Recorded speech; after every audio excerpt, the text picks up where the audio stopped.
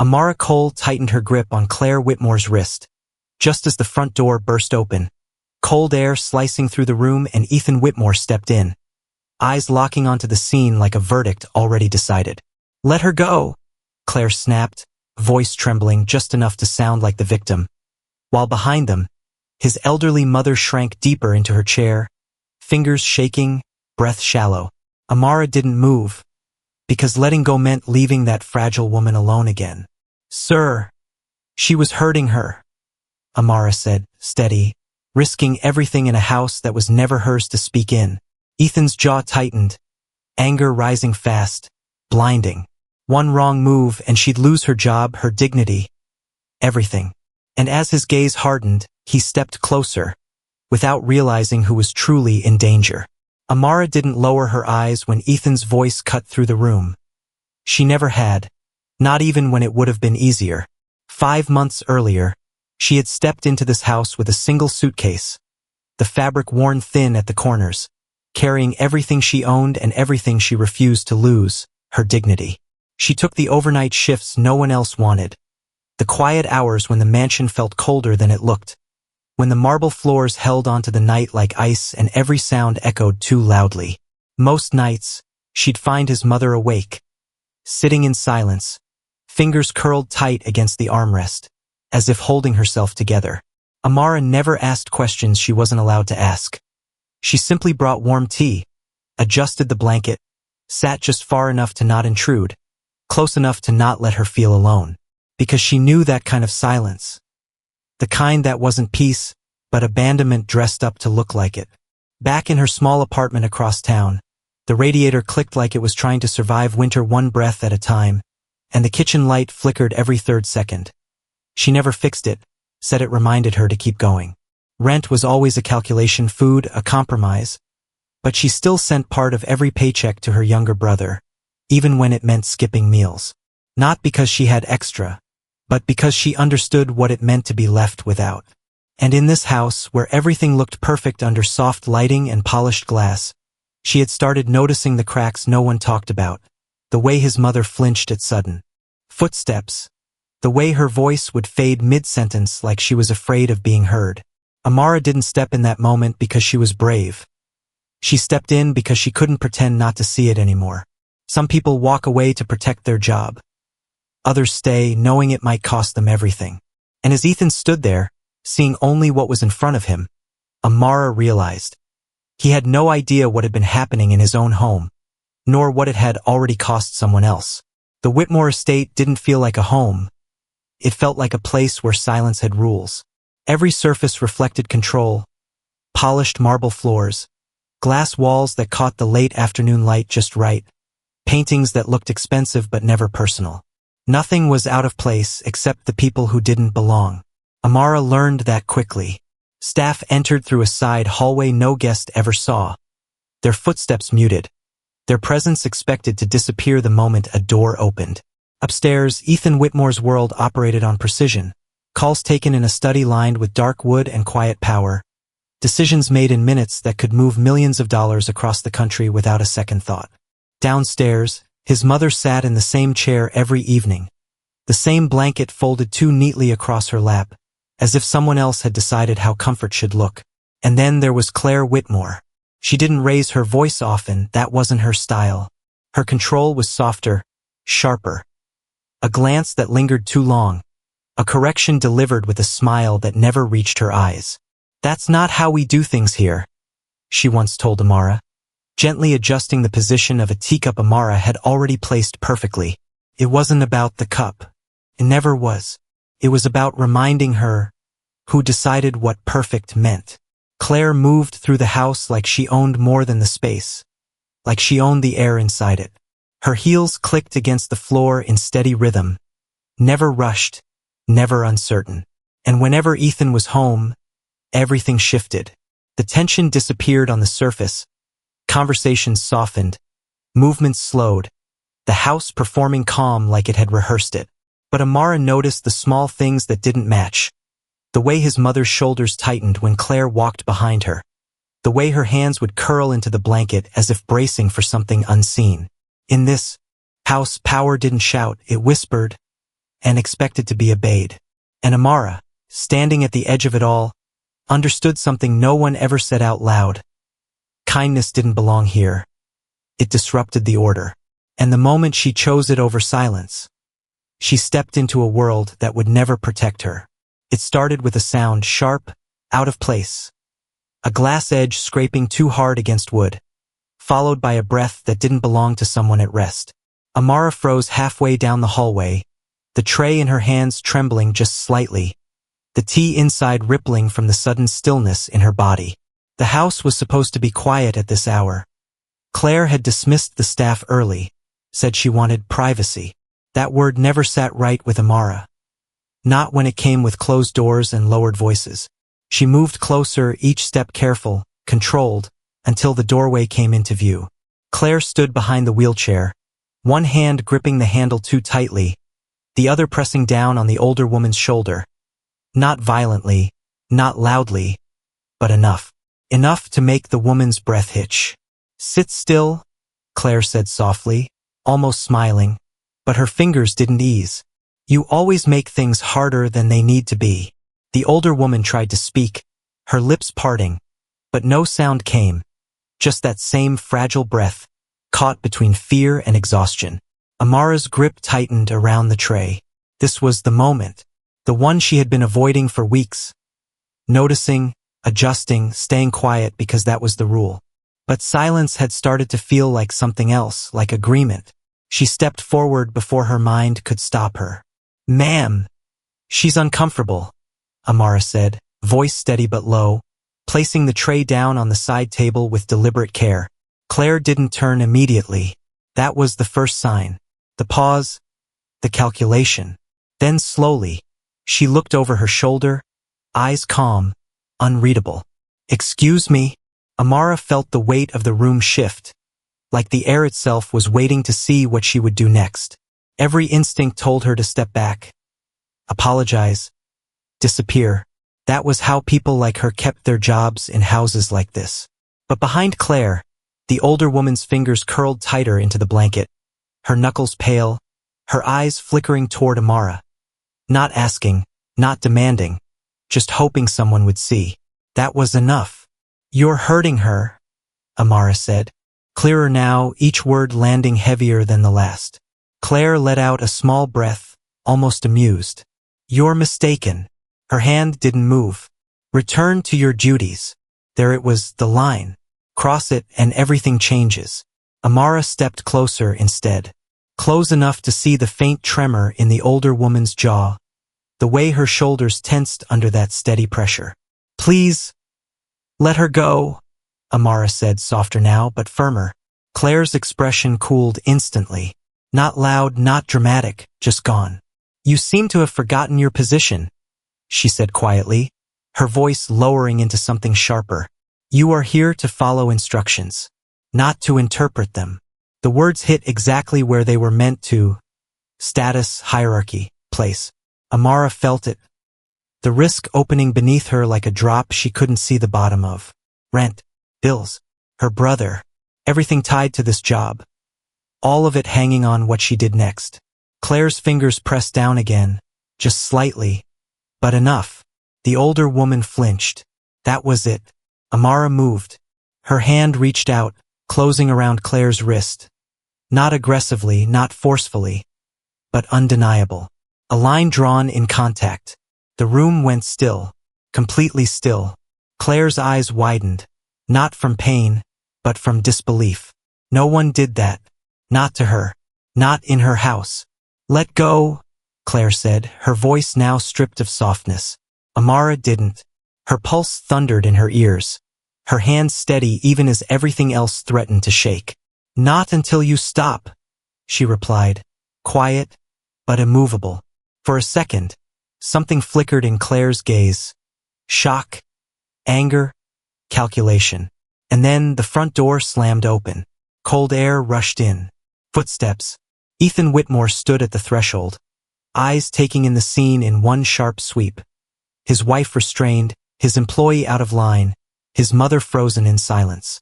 And in that single moment, everything Amara had risked turned against her. "Let her go now," Ethan's voice cut through the room like a final decision already made. Low, controlled, and completely certain. Amara felt it hit before the words even settled. The weight of authority pressing down. Heavier than Claire's wrist in her hand. Heavier than the truth sitting right in front of him. She didn't move. Not yet. Her fingers stayed wrapped around Claire's wrist, steady. Even as her pulse began to pound, loud, relentless, like it was trying to warn her. This is the moment you lose everything. I said let her go. Ethan stepped closer, shoes striking the marble with sharp, deliberate echoes. Each step narrowed the space between them, between what he saw and what was real. Claire's breathing shifted, just enough to sound shaken, fragile. Ethan, she grabbed me, she said softly, her voice trembling in all the right places, like something rehearsed without ever sounding forced. I was just helping your mother. And she... Amara released her hand, slowly, not because she was told, but because she understood what it looked like now. The second her fingers let go, Claire pulled her wrist back, rubbing it lightly, as if something had been done to her. The room tilted, not physically, but in the way truth disappears when power decides otherwise. Ethan's eyes flicked from Claire to Amara, then to his mother. And for a brief second, just a second, there was hesitation. But it didn't last. What exactly do you think you're doing? He asked, his voice quieter now, colder, like the anger had settled into something sharper. Amara swallowed, the dryness in her throat catching every word before it could form. She was hurting her, she said, steady but low, each syllable feeling heavier than the last. Ethan's jaw tightened instantly. That's not your call to make. The words landed fast, clean, final. Behind him, the front door creaked shut, sealing the moment in. No escape, no interruption, just judgment. Sir, I saw. You saw what you wanted to see. Ethan cut in, his voice rising just enough to carry weight, not volume. You're here to do a job, not to interfere in my family. Family. The word hung in the air, distant, like something his mother wasn't even part of anymore. Amara's chest tightened, breath shortening, but she didn't step back. Couldn't. Not when the older woman's hands were still trembling. Not when her eyes were fixed on the floor like looking up might make things worse. She was in pain, Amara said, quieter now but firmer. Ethan let out a sharp breath through his nose, something close to disbelief. You're overstepping, he said, each word more controlled than the last. And right now, it looks a lot like you put your hands on my wife. There it was. The shift. Not just misunderstanding, accusation. Claire didn't say anything this time. She didn't need to. Her silence did the work for her, her posture slightly drawn back, her expression carefully unsettled. Amara felt it hit deeper than anything said out loud. Not anger, not fear, but that familiar, quiet humiliation. The kind that doesn't shout, doesn't explode, just settles into your bones and reminds you exactly where you stand. She looked at Ethan, really looked this time, searching for something, doubt, hesitation, anything that suggested he might actually see what was happening. But his gaze was already closed, decided. I didn't hurt her, Amara said, her voice barely above a breath, but steady. I stopped her. The room went still again, completely still. Ethan's expression hardened instantly. That's enough. 2 words. Sharp. Irreversible. Pack your things. Amara blinked once, the words landing slower than the moment deserved, like her mind refused to accept how quickly everything had shifted. Sir, you're done here, he said louder now, the restraint slipping just enough to show the finality beneath it. I don't tolerate this kind of behavior in my house. My rules, my version of the truth. The weight of it pressed in from every direction. Amara's fingers curled slightly at her sides, nails digging into her palm. Not out of anger, but to stay grounded, to hold on to something real as everything else blurred. Behind Ethan, his mother shifted just barely. A small movement, a breath drawn in too quickly. Amara saw it immediately. Please, look at her, Amara said, the words escaping before she could stop them. Ethan didn't turn. I'm not asking you again, he said, voice low, controlled, dangerous in its calm. Leave. The final word echoed longer than it should have, stretching into the silence that followed. Amara's throat tightened, something rising behind her ribs that she forced back down. Because this wasn't about her. Not really. It never had been. She glanced once more at the older woman, at the way her hands trembled against the blanket, at the faint discoloration along her wrist that hadn't been there days ago. Evidence. Right in front of him, and still unseen. She's afraid, Amara said, softer now, not to argue, but because it was the truth. Ethan's eyes flashed, irritation cutting through whatever restraint he had left. You don't get to decide that, he snapped, sharper this time. You don't get to define what's happening in my own home. The words struck harder than they should have. Not because of what they meant, but because of how easily they erased. Everything she had seen, everything she had done, everything she had risked. Claire shifted slightly behind him, just enough to remain in his line of sight, her hand still loosely wrapped around her wrist, her expression composed but fragile. Perfect, controlled, untouchable. Amara felt it then, the full weight of it. Not just losing the job, but losing the truth itself, watching it slip out of reach because it didn't fit the version of reality that power preferred. Her shoulders straightened, just slightly, not in defiance, but in something quieter, something steadier. She picked up nothing, said nothing more, because there was nothing left to say that would be heard. Ethan stepped aside, just enough to clear the path to the door. A silent command. Amara walked past him slowly, each step measured, the sound of her shoes against the marble suddenly too loud, too final. As she reached the doorway, she paused, just for a second. Not to plead, not to explain, just to look back. His mother's eyes met hers, white, shaking, and in them, something unmistakable. Not fear of Claire, not confusion, recognition, a silent understanding of what had just been lost. Amara turned away. The door opened. Cold air rushed in again, sharper this time, biting against her skin like a warning she couldn't ignore. And behind her, as the door began to close, Claire's voice slipped through the silence, soft, controlled, victorious. You see, she murmured, this is why boundaries matter. The door shut, and Ethan stood there, certain he had just protected his home, without realizing he had just forced out the only person who had been protecting his mother. The night air hit colder than it should have. Amara stepped out onto the quiet street, the mansion's lights glowing behind her like nothing had changed, like everything inside was still perfectly in place. The door closed with a soft click, but it echoed louder in her chest than anything Ethan had said. She didn't walk right away, just stood there for a second, breath shallow, fingers still slightly curled as if they hadn't realized yet that there was nothing left to hold on to. The wind moved through the trees in slow, uneven waves, brushing against her coat, slipping through the thin fabric like a reminder she couldn't ignore. She was outside now in every sense of the word. A car passed in the distance, headlights stretching across the pavement, then fading just as quickly, leaving the street dim again. Quiet, too quiet. Amara exhaled slowly, her breath visible in the cold, rising and disappearing before it could linger. Just like that moment inside, gone, dismissed, rewritten. She began to walk. Each step felt heavier than the last, not from exhaustion, but from the weight of what she didn't say, what she couldn't make him see. The gravel shifted softly under her shoes as she moved down the long driveway, the sound steady, grounding, the only thing that felt real. Behind her, the house stood tall, untouched, its windows glowing warm against the dark. But she knew better now. Warm didn't always mean safe. At the edge of the gate, she paused again, her hand brushing lightly against the cold metal, the chill settling into her skin.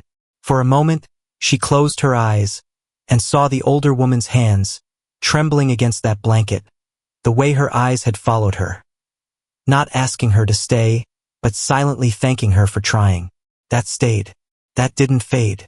Amara opened her eyes slowly, the street stretching out ahead of her, empty but certain. Somewhere far off, thunder rolled low across the sky, distant but approaching, like something inevitable. She pulled her coat tighter around herself, not to shield from the cold, but to hold herself steady. Because sometimes, doing the right thing doesn't protect you.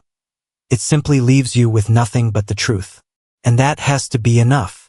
The house didn't feel the same after she left.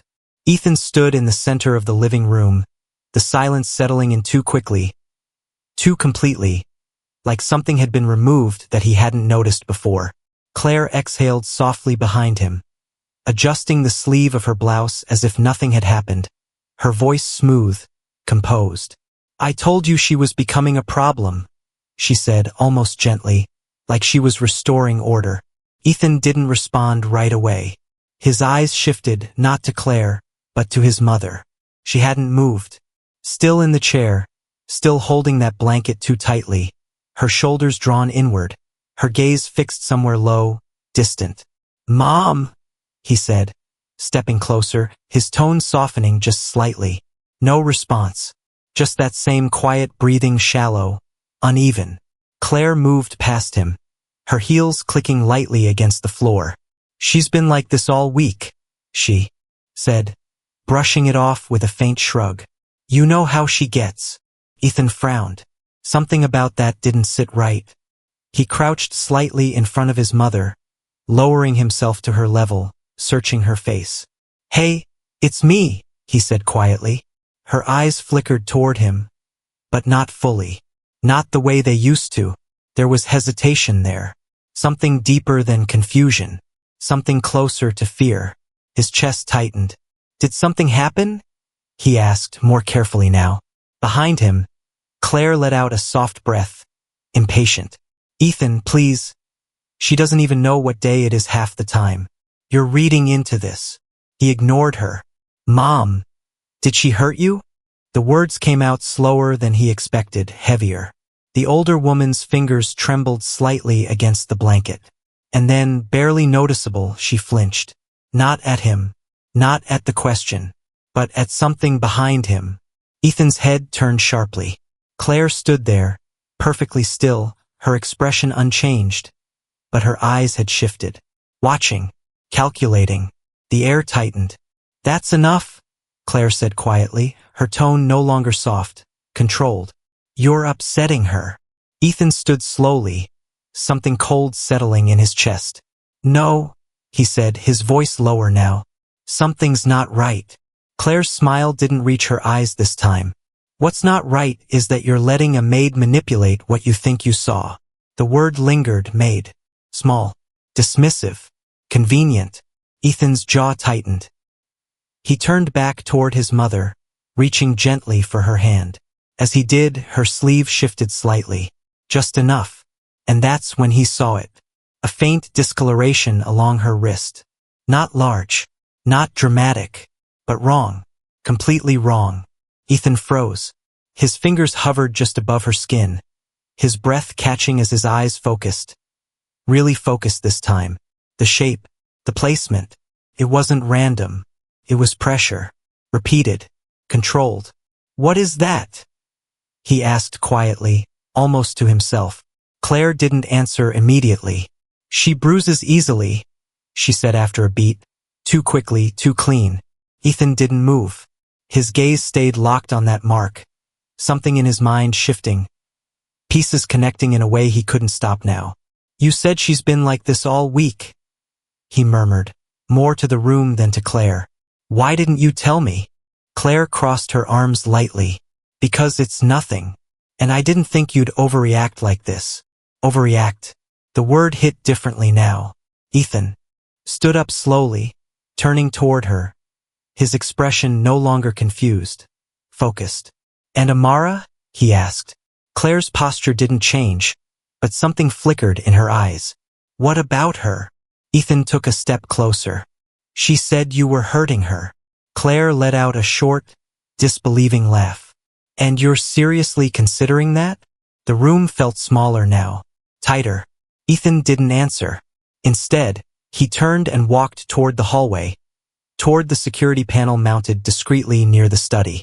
Claire's voice followed him instantly. Ethan. He didn't stop. There's no reason to do this. His hand reached the panel, fingers moving faster than his thoughts, pulling up the internal camera feed. The system responded with a soft hum, screens flickering to life one by one. You're taking this too far, Claire said, stepping closer now, her voice sharper, the control slipping just slightly. Ethan scrolled through the timestamps, his jaw tightening with each second. Am I? He muttered. The footage loaded. Grainy at first, then clear. The living room. Earlier. Claire behind the chair. His mother seated. Still. Silent.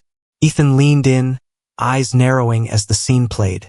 He watched as Claire's hand settled on his mother's shoulder. Watched as it pressed down. Not violently, but deliberately. Watched as his mother's body tensed, her hands tightening against the blanket. Watched as she tried to speak, and failed. Ethan's breath slowed, then stopped. The footage continued. Amara entering the frame. Hesitation, then movement, stepping in, speaking. Claire turning. The exchange muted, but unmistakable. And then Amara reaching out.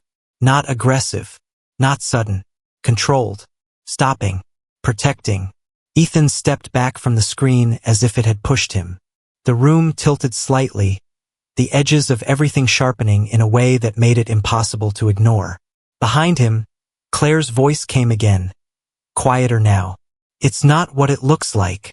Ethan didn't turn, didn't speak, because for the first time, it was exactly what it looked like. And the realization didn't hit all at once. It unfolded piece by piece, every second heavier than the last. The silence stretched. Then Ethan exhaled slowly, his voice barely above a whisper. She wasn't overstepping. He turned his head just enough, his eyes no longer uncertain, just clear. She was protecting her. And in that moment, everything shifted. The rain had started by the time Ethan reached the gate. Not heavy. Just steady, quiet, the kind that soaked through before you noticed. Amara sat on the bench near the bus stop, her coat pulled close, hands wrapped around nothing, her gaze fixed somewhere far beyond the empty street. She didn't look up when his footsteps slowed behind her. She already knew it was him. Amara. His voice wasn't the same. Not sharp, not certain, carried something unfamiliar weight. She turned slightly, just enough to see him standing there, soaked through, breath uneven like he had run farther than he should have. For a moment, neither of them spoke. The distance between them felt heavier than the storm. Ethan swallowed, his hands lowering to his sides, unsure of where they belonged now. I was wrong, he said finally, the words quiet but unguarded, like they cost more than anything he'd said before. Amara didn't respond right away. Her eyes studied him, not with anger, but with something steadier, measured. I saw it, he continued, his voice tightening slightly. The footage, what she did, what you stopped. The rain tapped softly against the pavement, filling the silence he couldn't.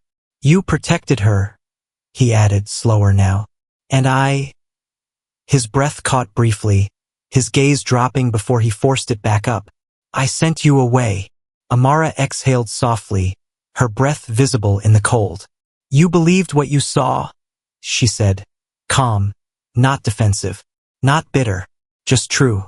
Ethan shook his head once, sharper this time. No, he said. I believed what was easier. The words hung there, heavier than the apology itself. Amara's fingers loosened slightly in her lap, the tension she'd carried settling into something quieter. Ethan took a step closer, stopping just short of the bench, careful now. Like he understood the space between them wasn't his to close without permission. She asked for you, he said softer. My mother. She hasn't stopped looking at the door since you left. That landed. Not loudly, but deep. Amara's gaze shifted, just for a second. Something flickering there before she steadied it again. She needs someone who sees her. Ethan continued, his voice lower now. And I didn't. The admission sat between them, raw in its simplicity. No excuses, no defense. Just truth. Amara looked down at her hands briefly, then back at him. She doesn't need me, she said quietly. She needs you to believe her.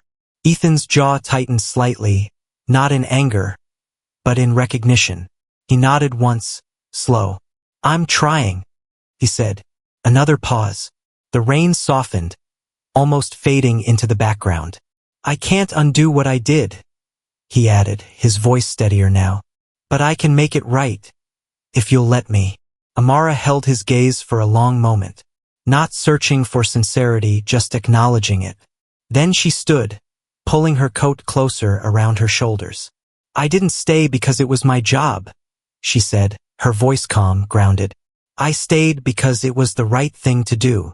Ethan nodded again, understanding settling deeper this time. I know, he said. Amara stepped past him, not hurried, not hesitant, just certain.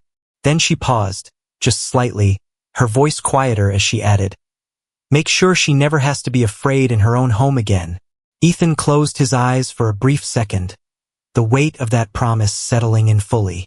I will, he said, and when she continued walking, he didn't stop her. Not this time. He just stood there in the quiet rain, watching her go, understanding for the first time that strength doesn't always stay. It shows you what matters, and trusts you to become it. Morning settled quietly over the Whitmore estate, pale light slipping through the tall windows and resting gently across the living room floor. The air felt different, softer, as if something heavy had finally been lifted. Near the window, Ethan knelt beside his mother, adjusting the blanket around her shoulders. Not perfectly, not practiced, but carefully. His movements were slower now, deliberate, like he was learning something he should have known all along. She watched him, her hands no longer clenched, her breathing steady, eyes clearer in the daylight. Outside, the garden stirred with a light breeze, leaves shifting in soft rhythm. Ethan guided her wheelchair forward, the wheels moving quietly over the polished floor, then out toward the open doors where sunlight waited. They stopped just at the edge, where warmth met shadow. For a moment, neither moved. Then she reached for his hand, small, fragile, but certain. He didn't speak, just held it. Across the street, barely visible beyond the iron gate, a figure passed by, steady steps, coat pulled close, disappearing into the flow of the morning. The light followed her for a second, then let her go. And the house, for the first time, stayed quiet, not from control, but from peace.